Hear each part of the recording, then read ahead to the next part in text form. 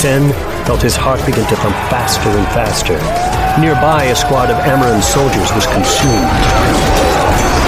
The enemies used their spears like skewers, killing men on the ground like kremlings. Kaladin's men met the enemy, bodies shoved on all sides, and Sen was spun about. In a jumble of friend and foe, dying and killing, Sen grew overwhelmed. So many men running in so many directions. He panicked, scrambling for safety. A group of soldiers nearby wore Alethi uniforms, Kaladin's squad. Sen ran for them, but when some turned toward him, Sen was terrified to realize he didn't recognize them. This wasn't Kaladin's squad, but a small group of unfamiliar soldiers holding an uneven, broken line. Wounded and terrified, they scattered as soon as an enemy squad got close. Sen froze, holding his spear in a sweaty hand.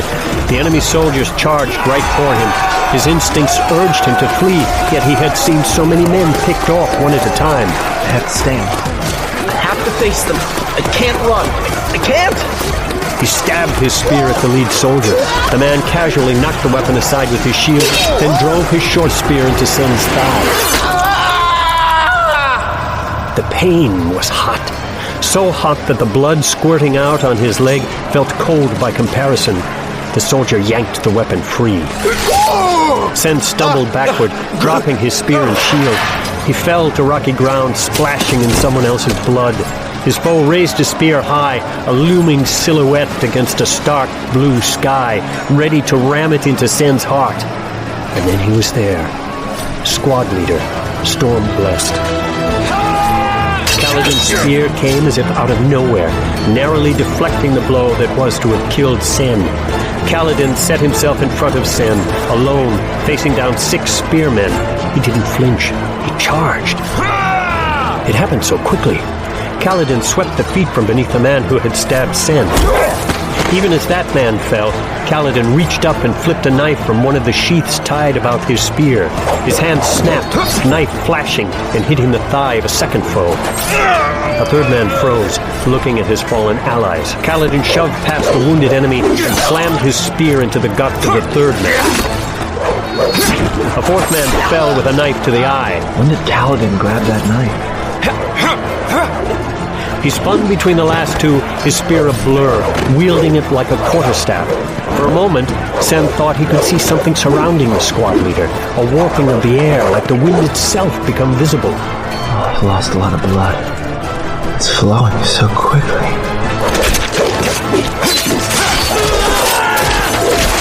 Foes all down, Kaladin turned and knelt beside Sen.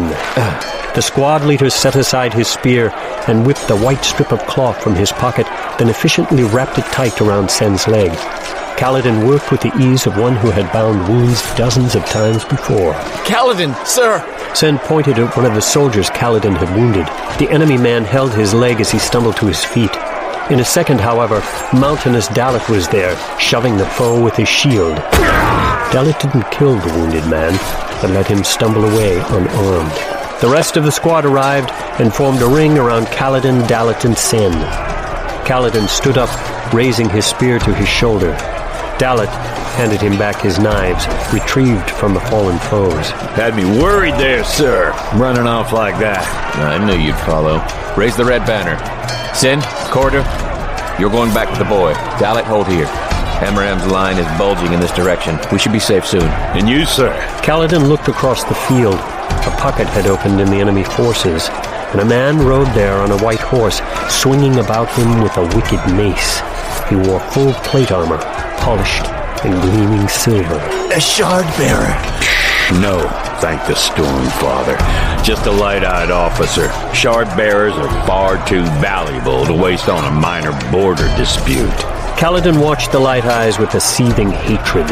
It was the same hatred Sen's father had shown when he'd spoken of Chul rustlers, or the hatred Sen's mother would display when someone mentioned Kusiri, who had run off with the cobbler's son. Sir? Sub-squads 2 and 3, pincer pattern. We're taking a Bright Lord off his throne. You sure that's wise, sir? We've got wounded. That's one of Halah's officers.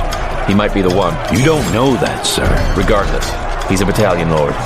If we kill an officer that high, we're all but guaranteed to be in the next group sent to the Shattered Plains. We're taking him. Imagine it, Dalit. Real soldiers.